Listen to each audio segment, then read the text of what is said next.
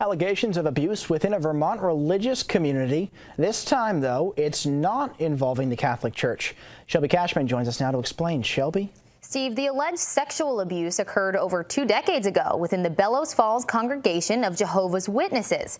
Now, 2 alleged victims are suing the church and the alleged abuser for damages. It's difficult to put into words the effect sexual abuse has had on me.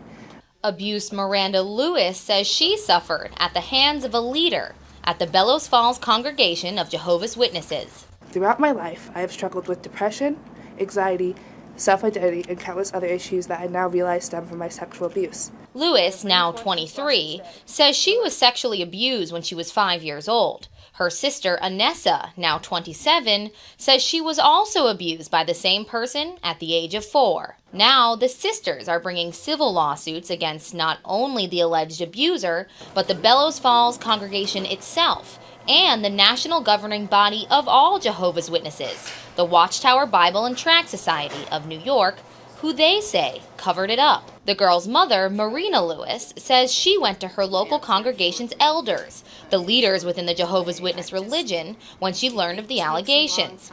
And she says she was told to keep quiet. And church doctrine teaches that anyone outside the religion, in the outside world, could be harmful. Bringing them to the world, anyone who wasn't a Jehovah's Witness, the world was considered an evil place, and that was something we should not do. Marina says she and her daughters immediately left the Bellows Falls congregation to get away from the abuser and joined a new one in Vermont. She also says despite church teachings, she went to the police in 1996, but no charges were filed. We don't know how much they knew about this particular individual and what they covered up. The only way we'll find out is when we get the records. Jerry O'Neill won millions for Vermont sex abuse victims by suing the Catholic Diocese of Burlington. And California attorney Erwin Zalkin has filed more than 15 complaints of sexual abuse within the Jehovah's Witness community all over the country. He says abuse often goes unreported due to what he calls the religion's strict code of silence. If an elder of the congregation receives a report of sexual abuse of a child, or indeed of any sin, they must have either a confession from the abuser or 2 eyewitnesses to the event in order for them to take any kind of action. Marina Lewis and her daughters have now left the Jehovah's Witness community entirely, but say they hope bringing attention to the alleged sexual abuse will help save others.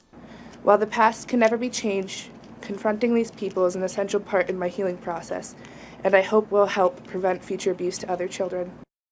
Now, we reached out to both the Bellows Falls congregation and the Watchtower Bible and Tract Society, but did not hear back. Steve? Now, Shelby, this is a civil suit, but the mom says she talked to police. Now, were there ever criminal charges ever?